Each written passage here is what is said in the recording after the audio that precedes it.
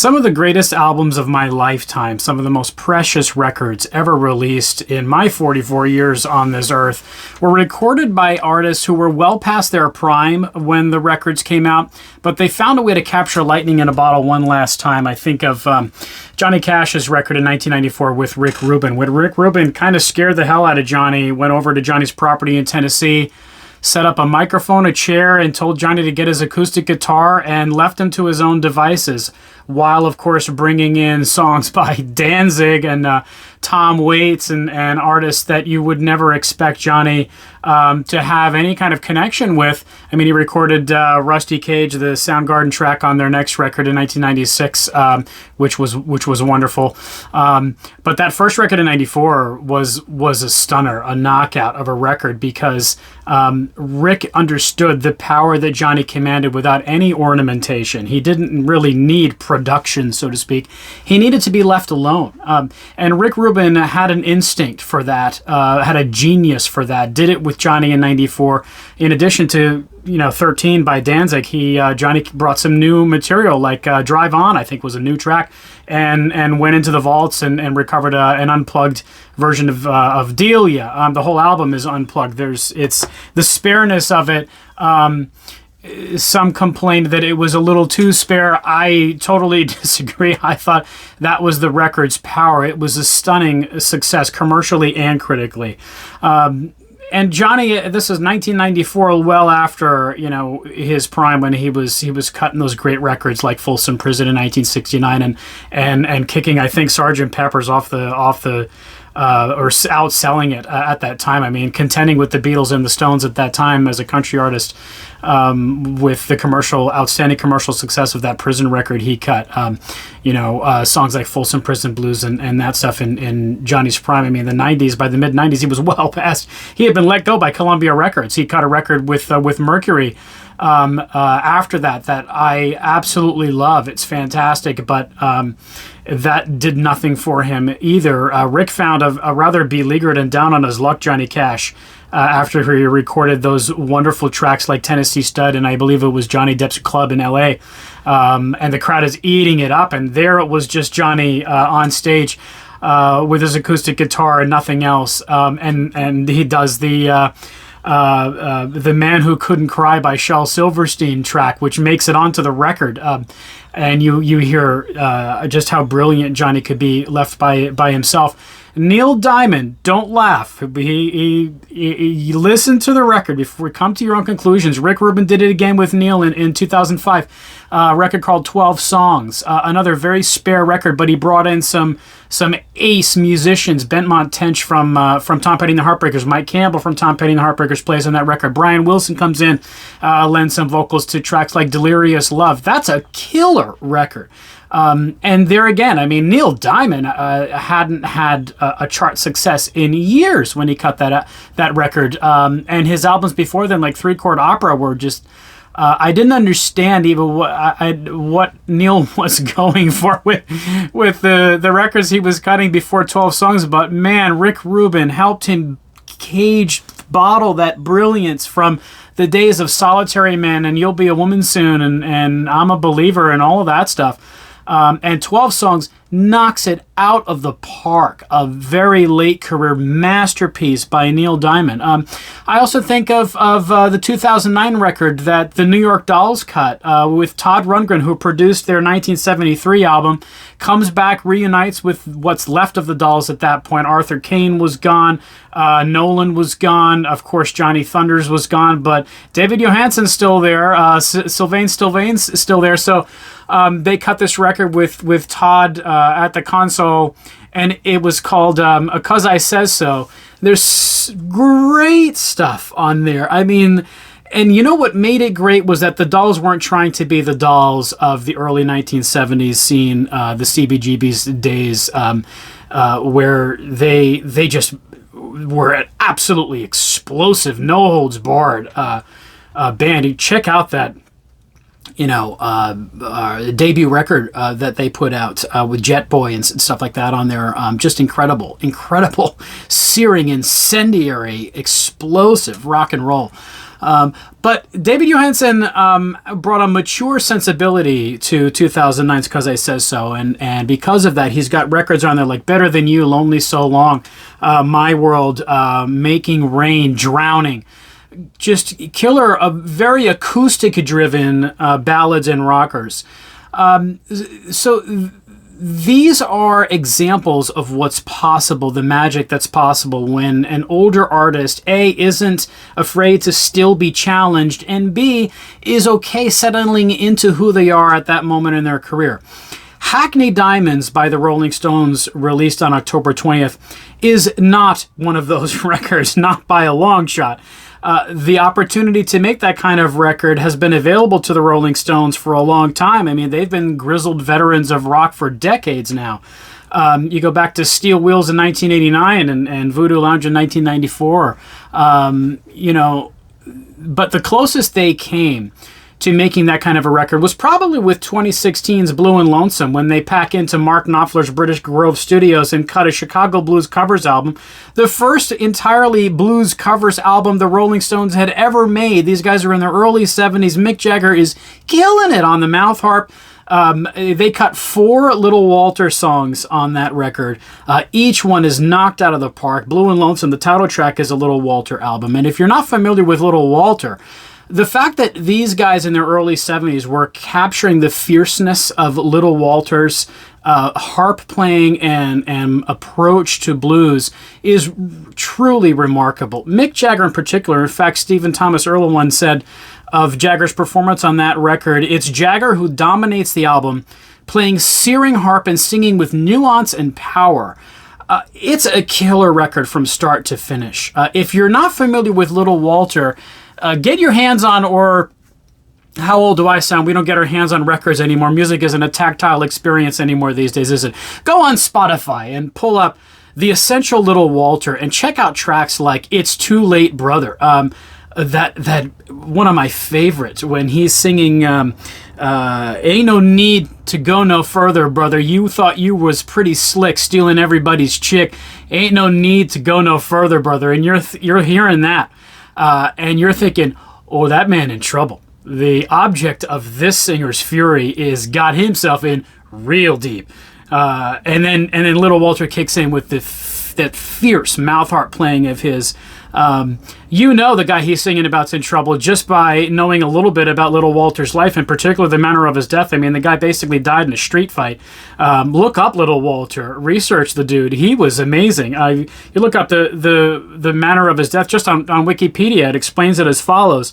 A few months after returning from his second European tour, Little Walter was involved in a fight while taking a break from a performance at a nightclub on the south side of Chicago. He apparently sustained only minor injuries in this altercation, but they aggravated the damage he had suffered in previous violent encounters, and he died in his sleep at the apartment of a girlfriend at 209 East 54th Street in Chicago early the following morning. So when Little Walter was threatening you, you were to take that threat rather seriously. And for the Stones to find it in themselves to capture that kind of grit in their early 70s, as they did triumphantly on 2016's Blue and Lonesome, was an outstanding achievement. But the thing with Hackney Diamonds is, whereas there's all that authentic joy that they're having on that record in 2016, here with Hackney Diamonds, look, I love Angry. I think it's a killer Stones single, and it's a miracle and a blessing, and we are so fortunate to have maybe one last glorious Rolling Stone single in Angry. I think it's great. I love hearing yet another open G tuning classic Stones riff, which to my ear, that's what we get from Angry. I think it's deeply touching that the first thing you hear on Hackney Diamonds is not guitar, but drums. Steve Jordan's drums. Jordan having taken over for Charlie Watts, who after 58 years of playing drums for the Stones dies on August 24th, 2021. Steve Jordan takes over, the perfect fill-in. I mean, Steve Jordan has been in the Rolling Stones orbit for almost 40 years. He played on Keith Richards' solo album Talk Is Cheap in 1988. He played on the Stones' 1986 album Dirty Work. He played on Steel Wheels in 1989. So if anyone was going to fill Charlie's shoes, which really can't be filled by anybody, it was going to be Steve Jordan. And when I heard, those opening seconds of Hackney Diamonds and heard that it was drums and not guitar, not Keith, what I heard is a message there. What I heard is, we got this, Charlie. We got you, Charlie. We're going to take it from here, Charlie, and it's going to be okay. And that gives me chills. Just the fact that the Stones, I don't know whether they did it consciously or not. I can only speculate. I suspect that perhaps they did, and it was a very touching, understated tribute to their comrade of 58 years. But that's one of the few authentic moments you get on Hackney Diamonds. This record kind of reminds me of AC/DC's last record. I think they released it in 2020 called Power Up, and everyone was so excited to have another AC/DC record. Justifiably so. I have loved AC/DC's, some of their later day work. Shoot from the Hip is great. Black Ice in 2008 I thought was an outstanding AC/DC record. Power Up, though, produced by Brendan O'Brien, who murdered a number of Bruce Springsteen albums in the 2000s. I mean, overproduction after overproduction with 2007's Magic by Springsteen. Then he got working on A Dream Out, and what was the other one? High Hopes in 2014. So overproduced, it just squeezes every last ounce of authenticity out of anything that Bruce brought to those sessions. And it's shocking because Brendan produced The Rising. He produced Devils and Dust in 2005, which are brilliant records. And he's produced great stuff with Pearl Jam and others. But this AC/DC record, man, it's like I hear on the Stones' Hackney Diamonds, it's AC/DC trying so hard to be AC/DC. On Hackney Diamonds, it's the Stones trying so hard to be the Stones. There was an interesting quote by Andrew Watt, the producer, where he's talking about Jagger's vocals on this record. And he says, listen to Jagger's vocals, man. There's no difference between 18 and 80. But why would it be such a problem if Jagger sounded his age? I mean, Bob Dylan embraces that sound on his records. Leonard Cohen never pretended to sound younger than he was. Tom Waits certainly doesn't pretend to sound prettier than he can on the mic. And that authenticity is part of why their loyal fan bases embraced their later day work and continue to do so. In the case of Bob, and Tom hasn't made an album in more than a decade, but the point rings true with him as well. Leonard Cohen was making records up until practically his last breath, and it was like this whispery baritone by the end, produced by his son Adam, and it was wonderful. So why would it be such a problem if Jagger sounded 80 years old? Bill Wyman put in a guest spot on one track on this album at age 87. I think that's wonderful. I think that's great.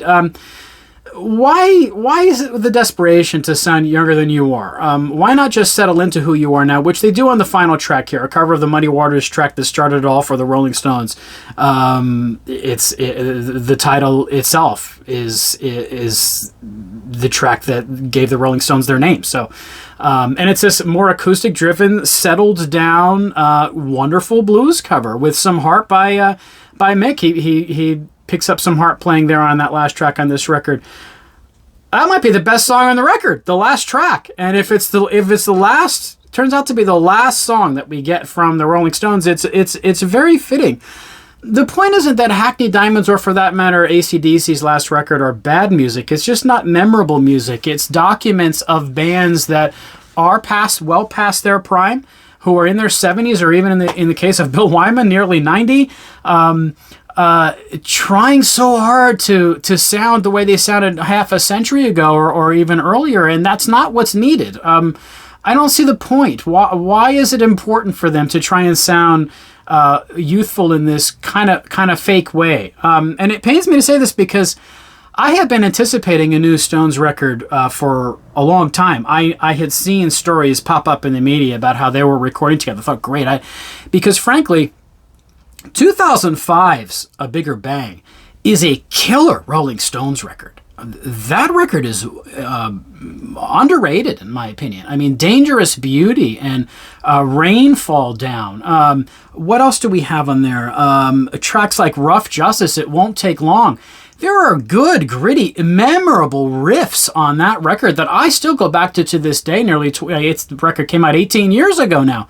One of just 3 Rolling Stones records released this century.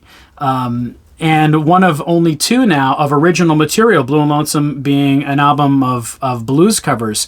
For my money, that one outpaces Hackney Diamonds by many laps, because, the production was more understated on that record. You didn't have Andrew Watt trying to make them sound like the Rolling Stones that is the brand that has been branded onto the consciousness of an adoring public for so long. It was just them going in the studio and kicking out some jams and rocking, and it was great. So this is why the very polarized critical response to a record like Hackney Diamonds always makes me suspicious. You have 2 camps. When a band with a huge legacy, with a great deal of fame and achievement and iconic status, like the Stones undoubtedly have, releases a new record later in their career. You have the critics who lavish this unthinkingly exuberant praise on the record. And then you have these cynical, sort of condemnatory reviews, just accusing them of releasing records as some kind of cynical money grab. Let's start with the unthinking exuberance first. Like a record review like Variety put out with respect to Hackney Diamonds, calling it, and I quote, their liveliest work in 40 years. And I'm thinking, first of all, why must criticism of a later day record released by a famous band be comparison based? Why do we have to say, well, how does this compare to the last 40 years or the rest of their catalog? But that's not the point. What is this record's story? What is this record's sound? Why? Why did they make this album? What is the story behind the recording of this record? What is this record about? Forget everything else. It doesn't need to compare to Sticky Fingers. It doesn't need to compare to Beggar's Banquet. It doesn't need to be Exile on Main Street. It needs to be itself. And how good a job of that does it do? What was the target that they were trying to strike with this record?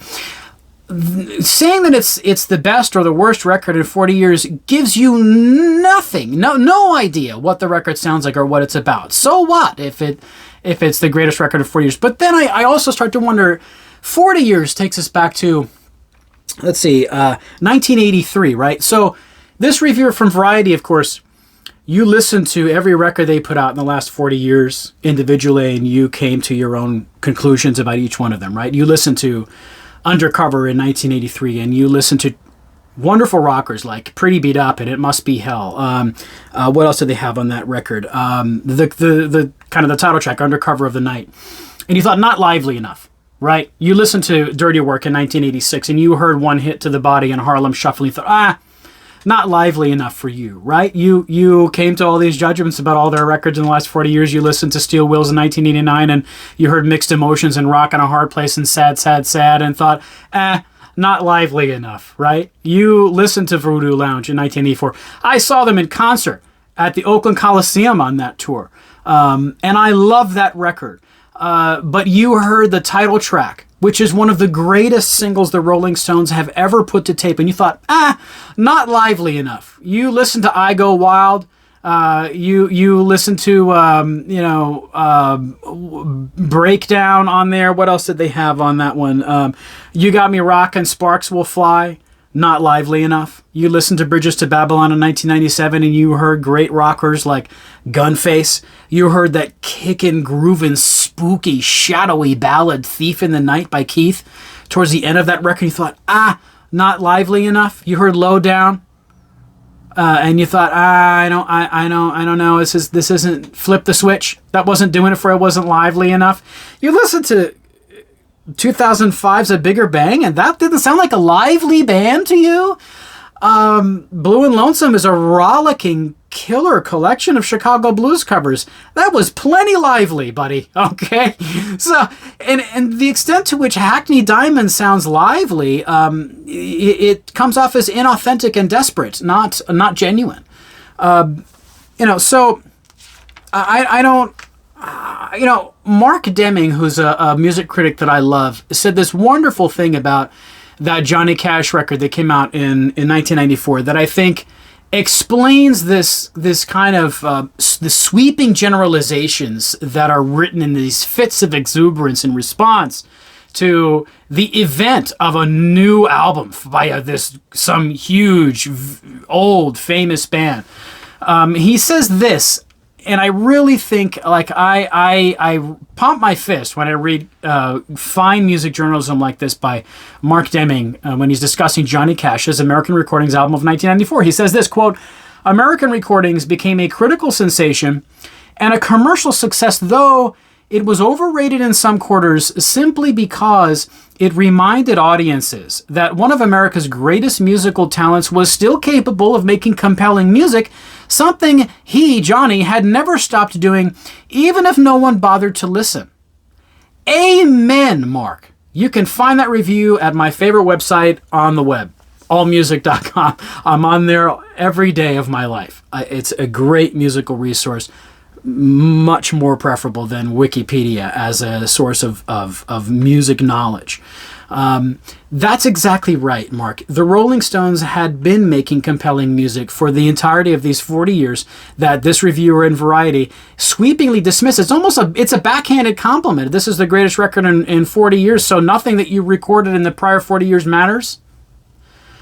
That wasn't worthy of your adulation as well? I disagree. I hear lots of... In fact, I could put together probably a mix of about 25 killer rock tracks by the Stones since 1983's Undercover, and it would be a rockin' collection from first song to last, breathless, nonstop rock action. And that would have been composed over the last 40 years. I don't understand what the point is, except the spirit of what Mark says in his review of Johnny. I think he's exactly right. But then we have the troubling other side, which is even more problematic.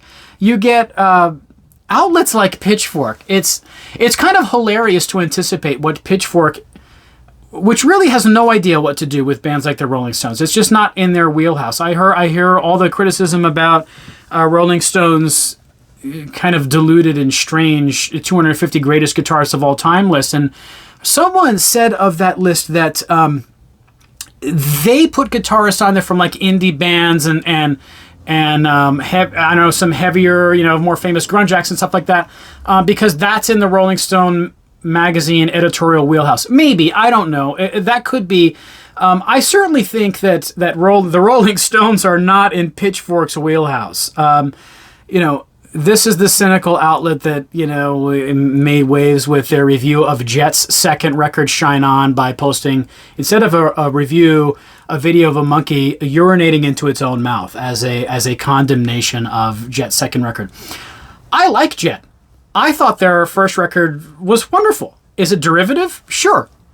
But what do the Black Keys and the White Stripes do that's original necessarily? I'll take derivative rock over bad rock any day. I like Greta Van Fleet. Yeah, they're derivative. Yeah, they are Led Zeppelin impressionists. But so it's when they're on it, when it's good. It's good. It's listenable. It's great. I dig it. So I liked Jet's stuff. They don't do much anymore, but that's the kind of thing that Pitchfork does that you think, oh gosh, Pitchfork's going to review a Rolling Stones record.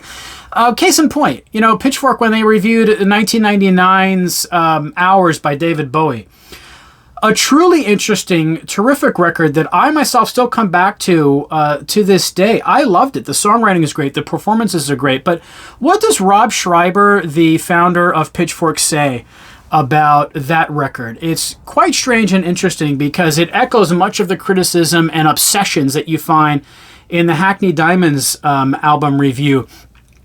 Rob says this: for a lot of kids reviewing David Bowie's 1999 record, Hours, David Bowie is a guy that's never been even remotely cool, let alone taken seriously. Who'd guess that a discography that unlistenable, and he says this after referring to some subpar records that David had produced in recent years, would belong to the richest man in rock music? What does the fact that David Bowie had money, or the fact that kids, millennials or a little older than that, might not have found David Bowie to be cool, have to do with his music? How does that inform you of anything that happens on that record? What's the point of saying that in something that's supposed to be an album review? And this is something that David Bowie heard throughout his life. Watch Moon Age Daydream, the kind of frenzied documentary that was released on David Bowie, which it's kind of watchable. It's fascinating in parts, but you could tell that the director was overwhelmed by the volume of material he was given to work with, which was a staggering amount, as he says in interviews. But there's one wonderful clip that he includes in the documentary where David Bowie is asked, what do you say about the people who talk about how rich you are, how much money you've made? Do you think that to be a financially successful artist, it sort of denigrates the authenticity of the art itself? And David said, David was as great a conversationalist as anyone, just radiantly intelligent, incredibly articulate, practically a philosopher. When you hear him engage people in enlightened conversation, he's mind-blowing. Forget the music. Think about the mind. Listen to the mind in action. In some of these interview clips on that documentary, he said, I don't believe that poverty begets purity. Good for you, David. So what? Yeah. He ultimately, he continue to rest in peace. He dies in far too young, I think at age 67 in 2016 with a young daughter still out there. It was heartbreaking for him dying of cancer that young when he had just released Black Star, which was an overrated critically record, but a fascinating record nonetheless with some really great stuff on there. When he died, he was rich. So we have to hold that against him? And it's an interesting question to ponder when you look at Pitchfork's review of Hackney Diamonds, because there's this person named, what is he called? Gavin Currin, okay? First of all, you're in trouble with a review like the one, or Grayson Currin. Grayson is his name, okay? Towards the end of the review of Hackney Diamonds on Pitchfork, which gives it its decimal rating of 4.5, he says this: they have nothing of consequence to say here. Even after losing the band's anchor, an allusion to Watts, nor no indelible riffs to play, even after 2 decades to write them. I'll repeat that. Nor no indelible riffs to play. You gotta love that double negative, Grayson. Good writing, buddy. It might help if you're going to criticize a band with the biting sarcasm and cynicism of your review to at least be more literate than the band you're criticizing. That might help. But aside from its incoherence as a piece of writing, listen to the reasons that Grayson has for dismissing Hackney Diamonds by the Rolling Stones. Okay, and think about that David Bowie review. Well, he's so rich. Let's be jealous and envious, I guess, of his largesse. Quote, Pitchfork on Hackney Diamonds: the other half of Hackney Diamonds feels like an advertisement for advertising placements. Quite the repetitive phrase there, Grayson. Songs meant to be sold to sell something else. As the New Yorker's David Remnick noted in 2010, the Stones grossed $2 billion in the prior 30 years, largely buoyed by big-ticket syncs for beer and software. The priapic pleas of Get Close seem customed for Cialis. Its buoyant hook perfect for the smiling silver couple. James King's throbbing sax solo makes an apt bed for the side effects legalese at the end. You're so clever, Grayson. Dreamy skies, an interminable and illogical country blues about escaping to the woods, quote, with no connections or a satellite phone, presages a potential bidding war between Jeep and Subaru. It barely matters that these aren't primo Stones cuts and that they are bland as talcum powder. I agree that there's a lot of bland music on the record, but so, how do you know that they cut this record to make money? They've made 3 records this century. If records were such an easy cash grab for these guys who haven't needed money in as long as they can remember, Why have they only made 3 records then in the last 23 years? Why are only 2 of them original collections? Did they cut an album of Chicago Blues in 2016 because that was a moneymaker in 2016? An album of covers of blues guys that have been dead for more than half a century? I mean, Little Walter died in the late 60s. And that's why they made that record. How do you know that? You know, we can speculate that that's their motive, but when you hear Jagger tell Fortune magazine, as he did a few years ago, about how they got their start, you understand it had nothing to do with money. These guys didn't form bands because there was money, and it was what they wanted to do. They figured, I mean, Lou Reed, after the Velvet Underground was done, went back to work for his dad, who was an accountant. This wasn't the thing. You didn't get into music to get rich and famous. I mean, listen to what Jagger said to Fortune magazine about it. He said, when we first started out, there wasn't really any money in rock and roll, says Jagger. There wasn't a touring industry. It didn't even exist. Obviously, there was somebody maybe who made money, but it certainly wasn't the act. Basically, even if you were very successful, you got paid nothing. So I don't, again, you know, Jagger's been out there lately saying that if the Stones did sell their song catalog, which he says he's not inclined to do, but he knows he'd make hundreds of millions of dollars. I mean, Bob Dylan made $300 million. Katy Perry just sold her not too long ago song catalog for something like $250 million. Stevie Nicks sold it for just a great deal of money. I think, did Sting do the same? Springsteen sold his. You know, this has been the thing. This has been the thing lately. Neil Young sold like a percentage of his catalog for, I don't know, he made like 70 million on it, something like that. Well, the Stones, think about that. I mean, how much money did Michael Jackson pay for the Beatles song catalog back in the day, and ultimately only to, I guess, cover Come Together as he did on his album in 1995, History, and then I think sold it back to Paul McCartney. The Stones would fetch about $500 million, $500 million for their song catalog. But Jagger's been out there saying, A, I'm kind of not interested, and B, I would give it all to charity, he says. This band that's supposed to be this avaricious, money-grubbing cash cow, who, according to Grayson Currin at Pitchfork, only puts records out as sales pitches to advertising agencies. How do you square that with this? It just doesn't make any sense. And again, it tells you nothing about the music, right? So what is the point of even saying that? You know, so this is our polarized society. There's it's radical to be moderate these days. It's radical to find the gray zone, somewhere comfortably in the middle. It's either the greatest record they've made in 40 years, or it's dog crap just thrown out there to score a Super Bowl ad. What about the possibility that it's kind of a decent Stones album that the guys released in their 80s for love of the music? And by the way, if you're necessarily doubting that they did this for the love of the music and not for money, listen to this terrific ultimate classic rock story that came out about the recording sessions. And this is how you do criticism of later day albums by famous bands. Not by comparing it to Exile on Main Street or whether Undercover in 1983 was a better or worse record than this one in 2023. But learn something about the recording sessions and tell me something about it. How did this record come to be? Well, Ultimate Classic Rock does a fine job of it in this story. Listen to some of these quotes.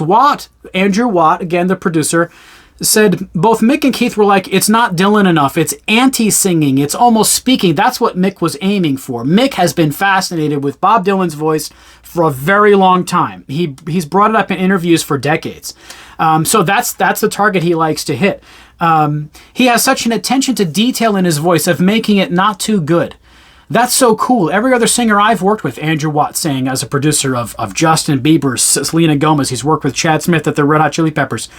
He's worked with Cody Simpson. He put out a killer record with Iggy Pop on January 6th this year, which for my money is one of the best rock albums of the year, even though it too was overproduced. It was so fun to hear Iggy at age 75 come out with Every Loser. That's the album title in January. You should check it out. Andrew Watt produced that, so it was a promising pick for Hackney Diamonds.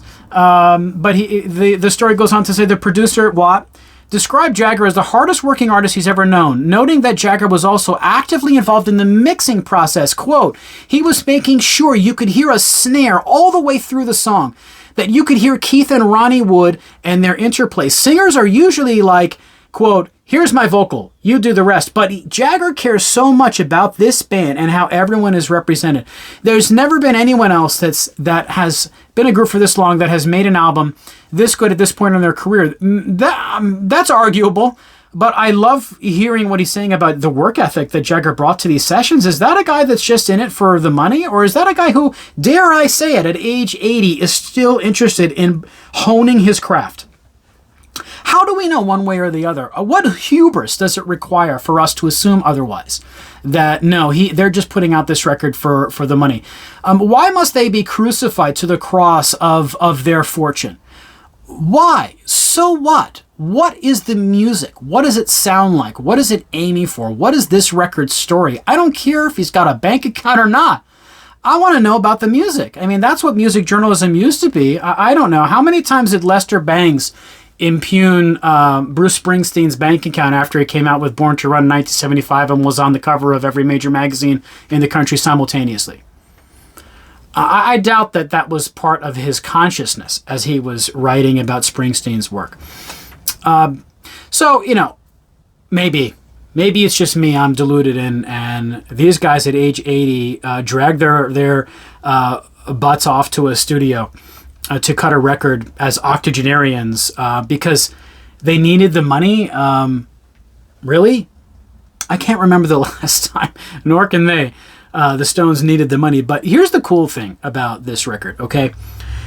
Andrew Watt, he's also worked with Led Zeppelin drummer John Bonham's son Jason. He's worked with Eddie Vedder. So he's worked with some great rock acts. And he struck up a friendship with Paul McCartney. Now, I don't think the significance of this has been given its due. For Paul McCartney to have anything to do with a Rolling Stones record is revolutionary. Just as recently as the last 5 years, Jagger and McCartney were jawing at each other in the media. There's a story where Paul makes this offhanded comment on the Howard Stern show about the Stones just basically miming anything the Beatles did. The Beatles would do something, as Paul put it, and then the Stones would come out and do something similar. And Jagger came back at him and said, we are still an active band touring the globe, and the Beatles are just a band that doesn't exist.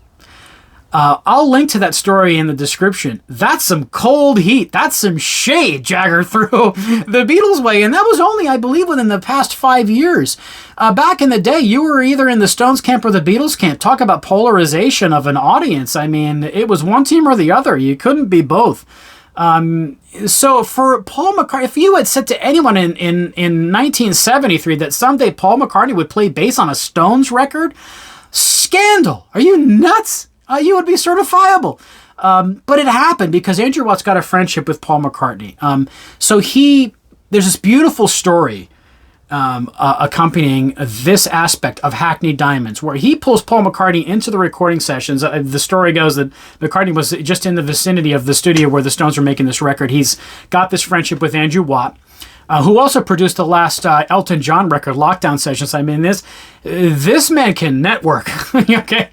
And Paul comes in, and he gifts Paul with a Hoefner bass, the bass that Paul made inordinately famous with the Beatles, right? And I'll just read you this wonderful story about this aspect of the recording sessions. By the way, go to 5 Watt World, a wonderful YouTube channel, and look up, I'll link to this too, his video on the Hoefner bass and the story behind it. He does a wonderful job conveying the significance of this particular instrument within the Beatles context. And so the story goes like this. As Paul and I were becoming friends, I decided to get him a gift.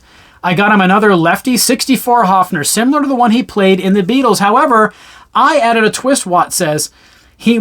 My guitar tech installed a Univox Super Fuzz circuit on the Hoefner that could be activated with a switch. This is an incredibly thoughtful gift, but why? Watt recalls McCartney saying, I already have my Beatles Hoefner. Why do I need another one? All became clear once McCartney was told to plug it in and give that extra switch a try. And it wasn't long before Macca did just that in the studio alongside Ronnie Wood, Keith Richards, and Mick Jagger. Suddenly his eyes widened and he just started ripping on it, says Wyatt. I told him to bring it to the recording session and he couldn't stop laughing. I shared the song with him. That's Bite My Head Off. I think might be the 4th track on this record with Paul the day before. And when we entered the studio with the band, he brought out that bass.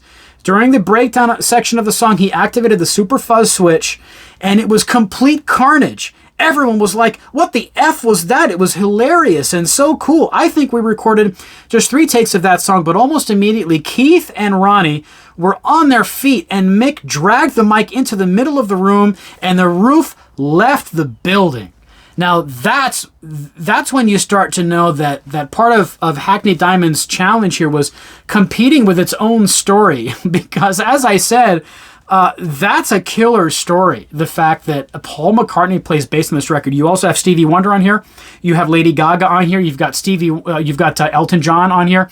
And as I mentioned at the top of this video, Bill Wyman at age 87, who had retired from the band in 1993, hadn't played on a Stones record since 1989 Steel Wheels. Shows up here on Hackney Diamonds to play bass at age 87. What a cool story. There are many elements to the story behind this record that suggest it may be the final Rolling Stones album. Jagger's out there saying it's not, that they have a whole other album in the works, that they gave Andrew Watt 70, 80 songs and let him pick the ones he liked best. Watt says that's what he did. Fine. There's plenty more where this came from if they want it. And who knows? Who's to doubt Jagger? They did just come out with a record in their 80s, so entirely possible they could do that again. But I think for me, the bottom line with Hackney Diamonds is how fortunate we are that they bothered, that the Rolling Stones bothered to come out and put together another album in 2023. They've been making records since the early 1960s, more than half a century. How beautiful is it that we, the audience, got another of those classic open G tuning Rolling Stones riffs in Angry, and got a pretty damn good Rolling Stones single out of it here in the 2020s. To hell with Pitchfork and whatever with the comparative, over-enthusiastic praise of the record. This record fits comfortably in the middle. This is a decent Rolling Stones record, which is beyond what the vast majority of their peers that are still alive at their age are doing right now. There are very few exceptions to that. Dylan and Neil Young come to mind. There aren't a hell of a lot of other guys in their as they approach their 80s. Dylan's 82, and Rough and Rowdy Ways is a great record that he's still touring for. Just came out a year or two ago. We're lucky. And I'm grateful that the Stones came out and bothered. And for me, that's the bottom line. I hope you'll give Hackney Diamonds a chance. Check out Angry. See what you think. Come to your own conclusions about the record. I'd love to hear from you guys if you want in the comments to chime in about your own experience with this 2023 Rolling Stones album, the 26th American studio album by one of and possibly the greatest rock and roll band ever.